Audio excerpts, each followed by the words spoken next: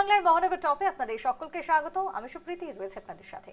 আর আজকের মহানগর টপে থাকবে আপনার শহরের একাধিক গুরুত্বপূর্ণ খবর, থাকবে 4 শহরের বেশ কিছু ইম্পর্টেন্ট খবর আজকের দিনে শুধুমাত্র মহানগর টপে। শুরুটাই করব কলকাতাকে দিয়ে প্রত্যেক দিনের মতন, তারপরে থাকবে শিলিগুড়ি, আগরতলা এবং গুয়াহাটির খবর।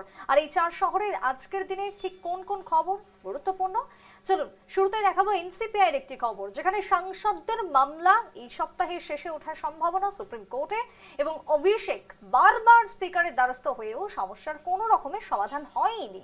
অভিষেক এবার সরাসরি দ্বারস্থ হয়েছে দেশের শীর্ষ আদালতে, মামলা সেখানে গৃহীত হয়েছে এবং এনসিপিআই এমপিদের ভবিষ্যৎ এখন ঠিক কোন পথে রয়েছে তা নিয়ে খুব স্বাভাবিকভাবে ধোঁয়াশা তো রয়েছে বেশ কয়েকদিন ধরে, এবং এই সপ্তাহের শেষে জানা যাবে অনেক কিছু প্রশ্নের উত্তর হয়তো মিলবে, কারণ সপ্তাহের শেষে সুপ্রিম কোর্টে এনসিপিআই সাংসদদের মামলা ওঠার সম্ভাবনা রয়েছে এবং একাধিকবার অধ্যক্ষের দ্বারস্থ হয়েও অভিষেকের যখন কোনো রকমের সমাধান হয়নি তখন এনসিপিআই সাংসদদের ভবিষ্যৎ নিয়ে ধোঁয়াশা প্রশ্ন সবটাই বাড়ছে। আর এ নিয়ে সরাসরি চলে যাব, কলকাতা থেকে জুড়ে গেছে প্রতিনিধি রণজয়। আমি রণজয়ের কাছে যাব। রণজয়, এই যে সপ্তাহান্তেই এনসিপিআই সাংসদদের যে মামলা সেটা উঠবে এবং সেই মামলার জবনিকাপাত ঠিক কোন দিকে কোন পথে হতে পারে, কি মনে হচ্ছে এই সাংসদদের ভবিষ্যৎ এখন কোন পথে? কারণ বারবার আমরা দেখেছি দিল্লির শীর্ষ নেতৃত্ব মানে বিজেপির সাথে এবং অন্যদিকে রাজ্যের মুখ্যমন্ত্রীর সাথে বারংবার বৈঠক, ব্রেকফাস্ট, লাঞ্চ, সমস্ত রকমের ছবি উঠে এসেছে। আদতে এনসিপিআই এর ভবিষ্যৎ এখন কোন দিকে? যেমনটা বললে যে এনসিপিআই সাংসদদের আমরা সরাসরিভাবে দেখেছি ভূপেন্দ্র যাদবের সঙ্গে এমন আমি একটু থামাবো, তোমার সাউন্ডের একটু সমস্যা হয়েছে। আমি এই মুহূর্তে দাঁড়িয়ে যে ছবিটা দেখাচ্ছিলাম যে এনসিপিআই সাংসদ তাদের বেশ কিছু মিটিং এর ছবি আমি দেখাচ্ছি, একাধিকবার অধ্যক্ষের দ্বারস্থ হয়েছেন, অভিষেকের সমস্যার কোনো রকমের সমাধান হয়নি। এনসিপিআই সাংসদদের ভবিষ্যৎ নিয়ে ধোঁয়াশা বাড়ছে, কারণ কেন্দ্রের যারা বিজেপি নেতৃত্ব তাদের সাথে ওঠা বসা বৈঠক, প্রধানমন্ত্রীর আমন্ত্রণে পর্যন্ত ব্রেকফাস্ট, রাজ্যের মুখ্যমন্ত্রী শুভেন্দু অধিকারীর সাথে বৈঠক, এনসিপিআই সাংসদ তারা তৃণমূলের টিকিট থেকে জয়ী হয়ে এসেছিলেন এবং বর্তমানে তারা এনসিপিআই অর্থাৎ একেবারে বেনামি একটা দল আমরা বলতেই পারি, কারণ যে দলের অস্তিত্ব এর আগে ছিল বলে বা সেই দলের সম্পর্কে কারোরই কোনো ধারণা ছিল না, কিন্তু রাতারাতি সেই দল শূন্য থেকে পেয়ে গেলেন একেবারে 20 জন সাংসদ। আর এই এনসিপিআই এর এবার ভবিষ্যৎ কোন দিকে? সঙ্গে তৃণমূলের টিকিট থেকে জয়ী হয়ে আসা এনসিপিআই এর সাংসদ বর্তমানে শতাব্দী রায় হোক, কাকলি ঘোষ দস্তিদার হোক, সুদীপ বন্দ্যোপাধ্যায় হোক বা তৃণমূলের এক ঝাঁক তারকা মুখ হোক, তাদের ভবিষ্যৎ এখন কোন দিকে যাবে? এনসিপিআই এর এই যে হঠাৎ করে যে এনসিপিআই এর আত্মপ্রকাশ, এনসিপিআই হয়ে তৃণমূল সাংসদদের যে আত্মপ্রকাশ, সেটাকে শুধুমাত্র নিছকই বাংলার সরকার পরিবর্তনের ফলে ইঙ্গিত, নাকি এর পেছনে রয়েছে 2029 সাল, যে 2029 সালকে টার্গেট করে এগোচ্ছে এনসিপিআই? একাধিক রাজনৈতিক মহলে প্রশ্ন উঠে রয়েছে, প্রশ্ন আসছে, কিন্তু এনসিপিআই এবার কি হবে? কারণ অভিষেক বন্দ্যোপাধ্যায় তৃণমূলের যে সাংসদ, সেই সাংসদ বারংবার এই এনসিপিআইদের বিরুদ্ধে অভিযোগ জানিয়েছেন, মামলা করেছেন, কিন্তু কোনো রকমেরই কোনো সারা শব্দ বা সমাধান কিন্তু হয়নি। আর এবার একাধিক মামলার পর দেখা গেছে যে শীর্ষ আদালত অর্থাৎ সুপ্রিম কোর্ট সেখানেও দ্বারস্থ হয়েছেন তৃণমূলের ডায়মন্ড হারবারের সাংসদ অভিষেক। আর এবার অভিষেক বন্দ্যোপাধ্যায়ের এই মামলা, সেই মামলা সরাসরি দ্বারস্থ দেশের শীর্ষ আদালতে তখন তা নিয়ে যথেষ্ট ধোঁয়াশা তৈরি হচ্ছে। তাহলে কি সুপ্রিম কোর্টে এনসিপিআই সাংসদের মামলা ওঠার এবার সম্ভাবনা রয়েছে? সুপ্রিম কোর্ট অব্দি এই জল গড়িয়েছে, এবার দেশের শীর্ষ আদালতের ঠিক কি রায় হবে বা দেশের শীর্ষ আদালতের ভূমিকায় বা কি থাকবে এনসিপিআই সাংসদদের ভবিষ্যৎ নিয়ে, তা নিয়ে কিন্তু ধোঁয়াশা একেবারে থাকছে। আমি চলে যাব, রণজয় রয়েছে আমার সাথে আরো একবার। রণজয়, ঠিক যেমনটা তুমি বলছিলে, দেখো এনসিপিআই এর যারা সাংসদ তারা মুখ্যমন্ত্রী শুভেন্দু অধিকারীর সঙ্গে দিল্লিতে বৈঠক করেছেন, ভূপেন্দ্র যাদবের সঙ্গে বৈঠক করেছেন। আমরা দেখেছি প্রধানমন্ত্রীর সঙ্গে প্রাতরাশ করতে এনসিপিআই এর সাংসদদের অমিত শাহ কেন্দ্রীয় স্বরাষ্ট্রমন্ত্রী থেকে শুরু করে জেপি নাড্ডা থেকে রাজনাথ সিং পর্যন্ত, অর্থাৎ এক কথায় যেটা বোঝাতে চাইছি, পশ্চিমবঙ্গের মুখ্যমন্ত্রী যেরকম শুভেন্দু অধিকারী রয়েছেন সেরকম বিজেপির একদম শীর্ষ নেতৃত্ব, প্রধানমন্ত্রী, স্বরাষ্ট্রমন্ত্রী থেকে শুরু করে শীর্ষ নেতৃত্বের সঙ্গে তারা লিয়াজও করছেন, সুদীপ বন্দ্যোপাধ্যায়, কাকলি ঘোষ দস্তিদার, শতাব্দী রায়রা।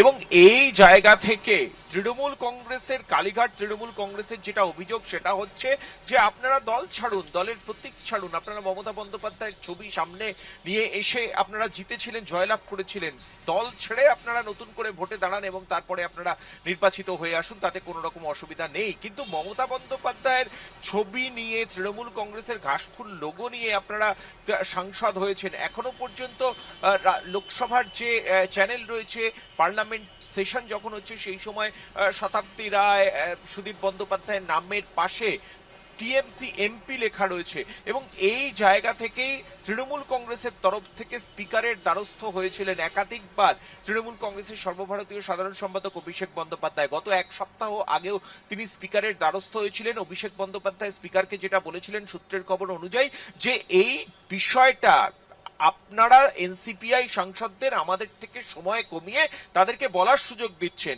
তারা যেভাবে রয়েছে বেআইনিভাবে তারা এনসিপিআই এর সাংসদ হয়েছেন, এই বিষয়ে অবশ্যই আপনি আপনার মতামত জানান এবং আপনি আপনার সিদ্ধান্ত ভার্ডিক্ট জানান। আপনার সিদ্ধান্তে যদি তৃণমূল কংগ্রেস যদি স্পিকারের সিদ্ধান্তে খুশি না হয়, অবশ্যই তখন তারা আইনি পদক্ষেপ নেবে এবং সুপ্রিম কোর্টে যাবে। এই জায়গা থেকে সূত্রের খবর অনুযায়ী যেটা বিষয় সেটা হচ্ছে, এই নিয়ে তৃণমূল কংগ্রেসে একাধিকবার বৈঠক করেছেন মমতা বন্দ্যোপাধ্যায়, অভিষেক বন্দ্যোপাধ্যায়, কুণাল ঘোষ, দোলা সেনরা, এবং সেই জায়গা থেকে স্পিকারকে একাধিকবার বলার পরেও এদিকে পার্লামেন্ট বর্ষাকালীন সেশন শেষ হয়ে গেল, সেই ক্ষেত্রেও স্পিকার কোনো রকম পদক্ষেপ নেননি।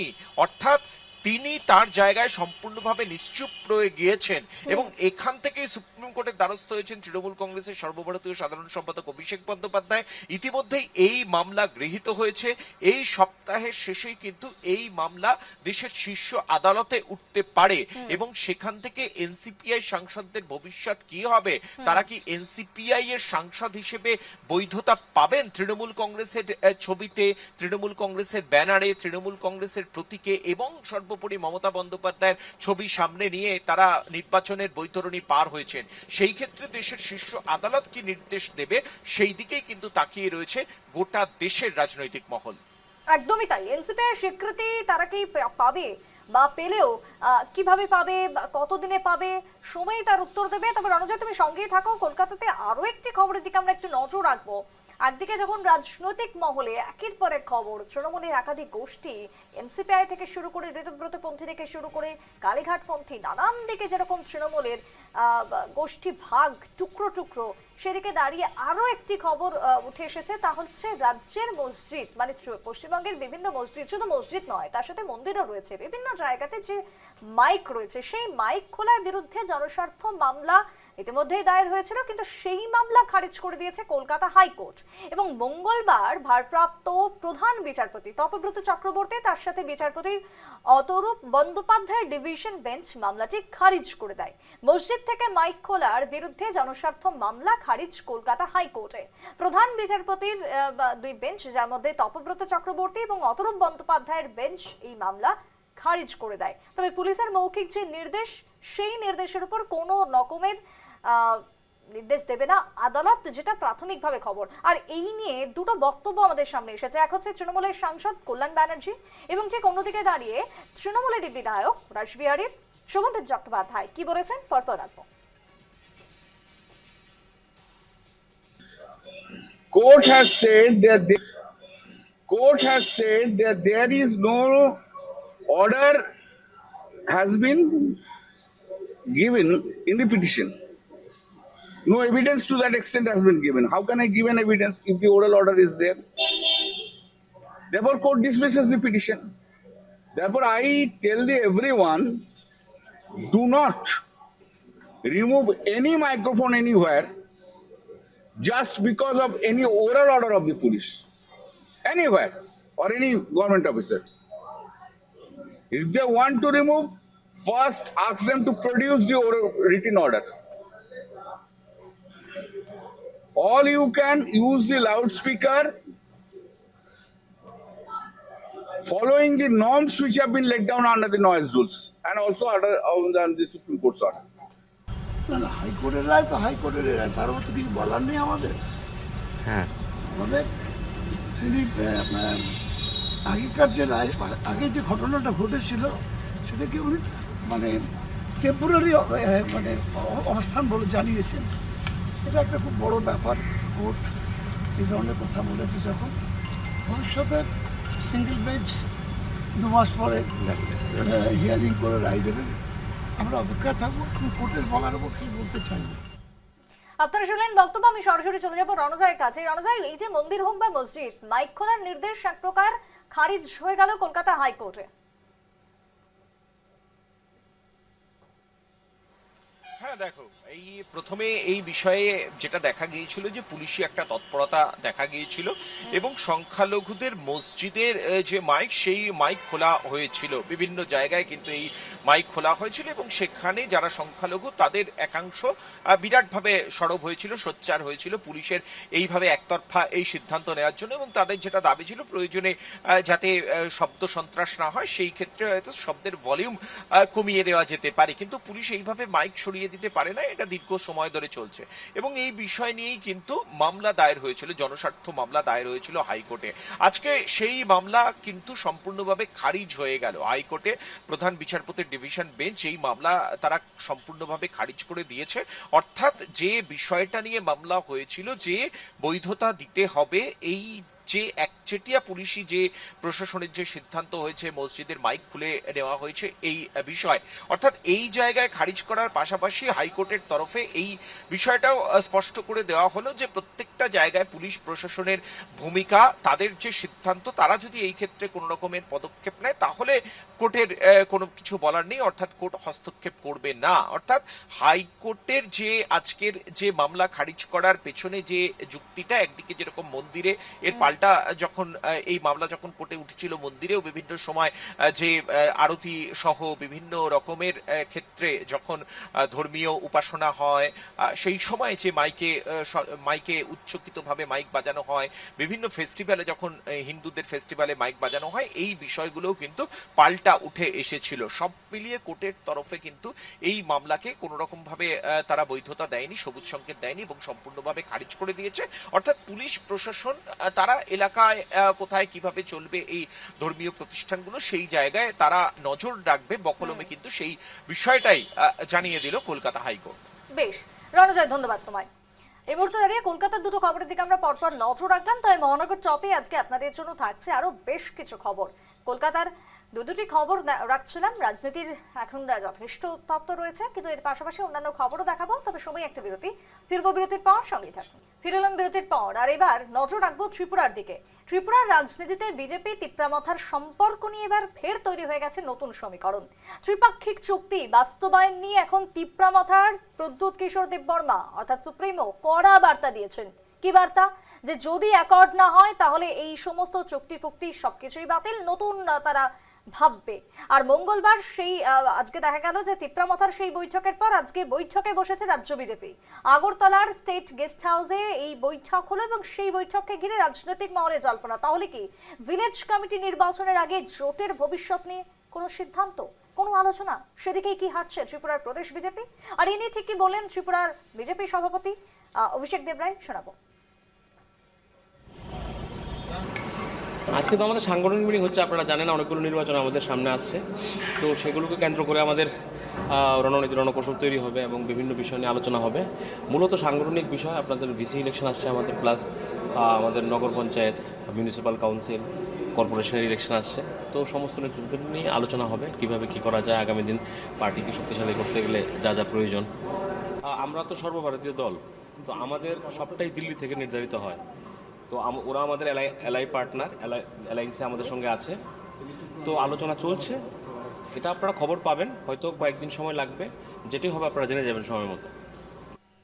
আমি সরাসরি চলে যাব, ভোপাল জুড়ে গেছে আমার সাথে। ভোপাল, ত্রিপুরার বিজেপির এই সাংগঠনিক বৈঠকের আড়ালে কি নতুন কোনো ইঙ্গিত? তোমার প্রশ্নের উত্তর ঠিক কিভাবে দিলেন বিজেপি রাজ্য সভাপতি? দেখো, আজকে কার্যত একটু আজকের ঘটনার আগে যদি যাই, তবে প্রদ্যুৎ কিশোর দেববর্মন তিনি দিল্লি বিজেপি নেতৃত্বের সঙ্গে বৈঠকের পর পূর্ব ঘোষণা অনুযায়ী 17 তারিখ তিনি ত্রিপুরায় আসেন এবং দলের বিভিন্ন স্তরের নেতৃত্বের সঙ্গে গতকাল বৈঠক করেন মানিক্যকোটে, যেমনটা তুমি বলছিলে। এবং সেই বৈঠকের পর কিন্তু 24 ঘন্টা পার হয়নি, তারপরেই তার মধ্যেই কিন্তু দুইটা ডেভেলপমেন্ট। প্রথম ডেভেলপমেন্ট হচ্ছে বিপ্লব কুমার দেব, বিজেপির যিনি ত্রিপুরার প্রাক্তন মুখ্যমন্ত্রী ছিলেন, তিনি বিজেপি সর্বভারতীয় সাধারণ সম্পাদক হিসাবে নিযুক্ত হলেন। এবং দ্বিতীয় ডেভেলপমেন্ট হচ্ছে আজকে আমি এখন দাঁড়িয়ে আছি স্টেট গেস্ট হাউসে, এখানে কিছুক্ষণ আগে শেষ হয়েছে, প্রায় 2 থেকে 3 ঘন্টা পর্যন্ত চলেছে বৈঠক। সেই বৈঠকে বিজেপির শীর্ষ নেতৃত্ব উপস্থিত ছিলেন। সেখানে ছিলেন ত্রিপুরার মুখ্যমন্ত্রী মানিক সাহা, সেখানে ছিলেন বিজেপির প্রদেশ সভাপতি অভিষেক দেবরায়, সেখানে ছিলেন 3 জন সাধারণ সম্পাদক দলের এবং অন্যান্য স্তরের নেতৃত্ব। তো স্বাভাবিক কারণেই কেউই কিন্তু এই বিষয়ে মুখ খোলেনি যে বিজেপি এবং তিপ্রামথার জোট নিয়ে এতে কোনো আলোচনা হয়েছে কিনা।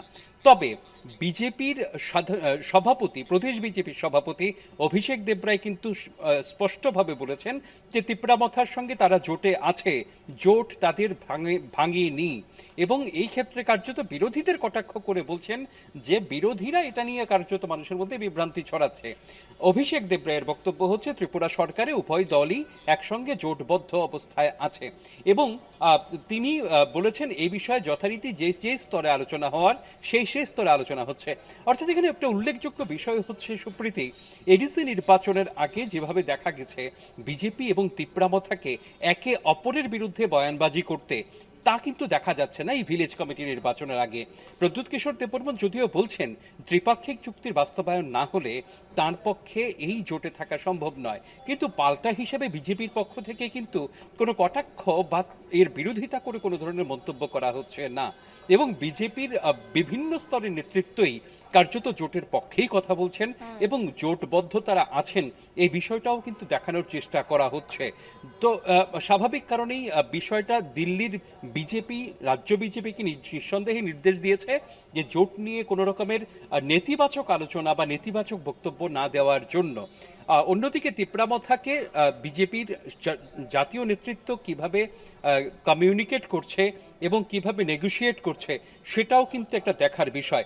যতটা জানা গেছে দিল্লির বিজেপি নেতৃত্ব বেশ কয়েকটা প্রপোজাল দিয়েছে ত্রিপুরার তিপ্রামথাকে এবং সেই প্রপোজাল নিয়েই গতকাল আলোচনাও হয়েছে এবং তাদের আরও অনেকগুলো দাবি রয়েছে। সেই দাবির মধ্যে অন্যতম তাদের বক্তব্য তিপ্রাসা অ্যাকর্ড। যদিও এই অ্যাকর্ডটা কি, অ্যাকর্ডের মধ্যে কি কি রয়েছে সে ব্যাপারে কিন্তু বিস্তারিত কিছু কখনোই কোনো দলের পক্ষ থেকে বলা হচ্ছে না। সব মিলিয়ে বলা যেতে পারে ভিলেজ কমিটি নির্বাচনের আগে এডিসি নির্বাচনের মতো শক্ত কোনো অবস্থানে নেই দুটি রাজনৈতিক দলই, নরম অবস্থান রয়েছে দুই দলের মধ্যেই। তবে কতদিন লাগে এই নেগোশিয়েট করতে, কারণ এই মাসের শেষের দিকে অনুমান করা হচ্ছে ভিলেজ কমিটি নির্বাচন ঘোষণা হয়ে যেতে পারে।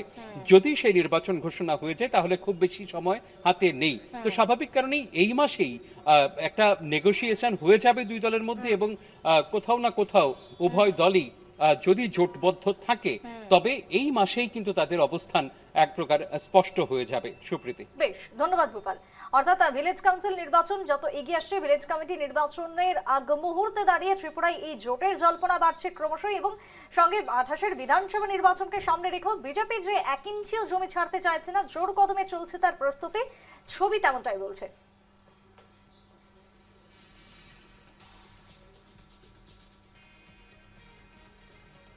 ঝটপট এবার দেখাবো শিলিগুড়ির খবর, যেখানে 7ম সেমিস্টারে ভর্তির দাবিতে উত্তরবঙ্গ বিশ্ববিদ্যালয়ের স্নাতক পড়ুয়াদের বিক্ষোভ এবং সেই বিক্ষোভ একেবারে চূড়ান্ত পর্যায়ে। 6ষ্ঠ সেমিস্টার পর্যন্ত সমস্ত বিষয়ে পাশ না করলে 7ম সেমিস্টারে ভর্তি নয়, অর্থাৎ 6ষ্ঠ সেমিস্টারের সব বিষয়ে পাশ না করলে ভর্তি নয়।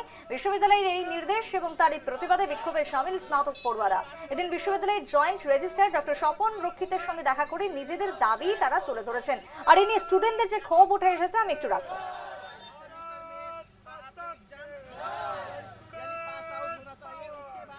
সমস্যাটা শুধু মানে আপনারা শুধু যদি ভাবেন সেমিস্টারে উঠতে দিচ্ছে না এইটুকুনি শুধু নয়, আমাদের সেমিস্টারের যে সমস্যা মানে এটা সম্পূর্ণরূপে আমরা গিনিপিকের মতন ইউজ করছি, এটা আমরা বারবার করে বলছি। কারণ 4 ইয়ার ডিগ্রি কোর্স চালু করার কি প্রয়োজন ছিল? আমরা তো 3 বছর ভালো ছিল, তাহলে 4 ইয়ার ডিগ্রি কোর্সটা চালু করলো প্রথম কথা।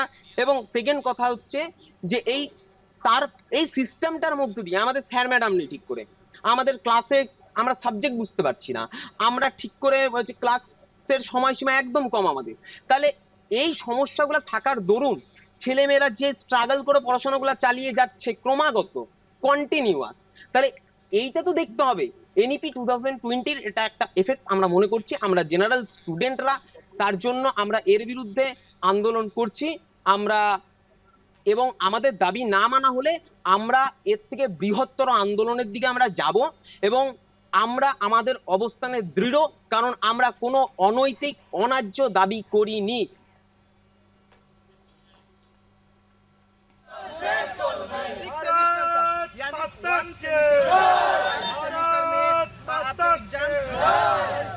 সরাসরি চলে যাবো জয়দেব জুড়ে গেছে আমাদের শিলিগুড়ি থেকে। জয়দেব, এই যে উত্তরবঙ্গ বিশ্ববিদ্যালয়ের যারা পড়ুয়ারা, তাদের আজকে যে ক্ষোভ, তারা দাবি করছে কলকাতা বিশ্ববিদ্যালয় বা যাদবপুর বিশ্ববিদ্যালয় এমন অবস্থা নয় যেটা উত্তরবঙ্গ বিশ্ববিদ্যালয়ে তাদের হাল, ঠিক কেন এই অভিযোগগুলো উঠছে? মূলত ছাত্রছাত্রীদের যেটা অভিযোগ যে উত্তরবঙ্গ বিশ্ববিদ্যালয়ে দীর্ঘদিন ধরে স্থায়ী উপাচার্য নেই, অন্যান্য পদগুলিতেও দীর্ঘদিন ধরে ফাঁকা পড়ে রয়েছে, যার জন্য উত্তরবঙ্গ বিশ্ববিদ্যালয় কিন্তু এমনিতেই টালমাটাল পরিস্থিতি। তার উপর যে জাতীয় শিক্ষানীতি চালু করার যাতে বলা হচ্ছে যে সিক্স সেমিস্টারের যারা সমস্ত সাবজেক্টে পাস করে তারাই সপ্তম সেমিস্টারে ভর্তি হতে পারবে, যারা পাস করতে পারবে না তারা কিন্তু ভর্তি হতে পারবে না। আর এরই প্রতিবাদে আজকে কিন্তু পথে নেমেছে পড়ুয়ারা। তাদের দাবি যে অন্যান্য বিশ্ববিদ্যালয়ে কিন্তু এই অচল অবস্থা নেই বা সেখানে শিক্ষক অধ্যাপক অধিকার কম নেই, ফলে সকলেই পাস করছে এবং তারা ভর্তি হতে পারছে, কিন্তু উত্তরবঙ্গ বিশ্ববিদ্যালয়ের ক্ষেত্রে যেটা অন্য, দীর্ঘদিন ধরে এই অচল অবস্থা, এখনো পর্যন্ত স্থায়ী উপাচার্য নেই, ফলে বিভিন্ন ধরনের সমস্যার মধ্যে ভুক্তভোগী। তাই এক্ষেত্রে উত্তরবঙ্গ বিশ্ববিদ্যালয়ে যাতে সপ্তম সেমিস্টারে যাতে সমস্ত সেমিস্টার যারা রয়েছে তাদেরকে যাতে ভর্তি করার সুযোগ দেওয়া হয় সেই দাবি করা হয়েছে। এবং যদি দাবি মানা না হয় আগামী দিনে আরো বৃহত্তর আন্দোলন নামবে বলে তারা কিন্তু হুঁশিয়ারি দিয়েছে। ইতিমধ্যে তারা joint registrar doctor Swapan Kumar অক্ষিতের সঙ্গে তারা দেখাও করেছেন এবং তাদের দাবিকে গুরুত্ব সহকারে দেখায় বিষয়টি আলোচনা করারও কিন্তু আশ্বাস দিয়েছেন জয়েন্ট রেজিস্ট্রার। তবে আগামী দিনে এর কোনো সুরাহা হয় কিনা এখন সেটাই কিন্তু তাকিয়ে রয়েছে ওই বিশ্ববিদ্যালয়ের ছাত্রছাত্রীরা। বেশ জয়দেব, ধন্যবাদ তোমায়। অর্থাৎ যে ছবিটা আমরা দেখতে পাচ্ছি সেক্ষেত্রে বেশ কিছু অভিযোগ ছাত্রদের রয়েছে, পড়ুয়াদের রয়েছে, এবং সেই অভিযোগ যেন অতি দ্রুত পূরণ করা হয়, দাবি যেন পূরণ হয়, এমনটাই জানাচ্ছেন সেখানকার পড়ুয়ারা।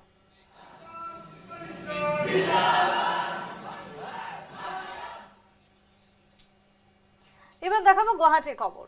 অসম কি এখন মাদক পাচারের করিডোরে পরিণত হয়েছে? রেলপথ থেকে শুরু করে জাতীয় সড়ক, এই প্রশ্ন আমরা তুলছি এই কারণে চারদিক থেকে মাদকের কোটি কোটি টাকার চালান। যদি আপনারা লক্ষ্য করেন Guwahati station, Kamakhya rail station, সেখানে একের পর এক ড্রাগসের বাস্ট বলা যায়। সাইরাং এক্সপ্রেস থেকে এবার ধরা পড়েছে 5 কোটি টাকার মাদক। এনসিবির হাতে গ্রেফতার হয়েছে 2 পাচারকারী, কিন্তু এত মাত্র একটি চালান। 13 আগস্টের কথা, 39 কোটি। 1 আগস্ট 12.5 কোটি, এবার কামাখ্যায় 5 কোটি। তাহলে প্রশ্নটা আসাটা খুব স্বাভাবিক যে অসম কি এখন ড্রাগের ট্রানজিট হাব বা করিডোর? সোমবার রাত থেকে শুরু করে দেখা গেছে এখনো পর্যন্ত গুয়াহাটির কামাখ্যা রেল স্টেশন রেল পুলিশের সহযোগিতাতেই এনসিবির যে অভিযান, সেখানে টার্গেট ছিল সাইরাং এক্সপ্রেস। ট্রেনে তল্লাশি চালাতে পুলিশের জালে মাদক পাচারকারী। ধৃতরা একজন শ্রীভূমির মর্তুজা আহমেদ এবং অন্যজন মেহরাজুল হক। পুলিশের সূত্রে খবর, ডিমাপুর থেকে মাদক নিয়ে এসেছিল তারা। অভিযানের সময় আরো এক যুবক পালানোর চেষ্টা করে, তারপরে শুরু হয় ধাওয়া। অভিযানকারী দলের তৎপরতায় শেষ পর্যন্ত দুজনকে আটক করা হয়েছে। পুলিশের বক্তব্য রাখবো। সিক্ৰেট খবৰৰ ভিত্তিত আমি এটা যৌথ অভিযান চলাওঁ নাৰ্কটিক ব্যুৰৰ আমাৰ আৰডিএফৰ মাজত, আৰু এই অভিযানত 2জন ড্ৰাগ পেডলাৰ ধৰা পৰে। তেওঁলোকৰ পৰা আমি অলমষ্ট 1 kg 36 360 গ্ৰাম হেৰইন বুলি সন্দেহ কৰা হৈছে, আমি জব্দ কৰিছোঁ। তেওঁলোকক নাৰ্কটিক্স কণ্ট্ৰল ব্যুৰৰ আপোনালোকে একেলগে হয় যৌথ অভিযান চলিছে। ক'ৰ পৰা আহিছে কিবা তেনেকুৱা তথ্য? আমি শুদ্ধ পালোঁ এইটো ডিউৰিং অলপ ইনভেষ্টিগেশ্যন। আৰু এজন পলায়ন কৰিছে আছে বুলি শুনিছোঁ, অনুসন্ধান ওলাব এইবিলাক। কোনখন ৰেলত আহি আছিলে? ট্ৰেইনতো ইয়াতে এখন মেকাচিন পোৱা হয়।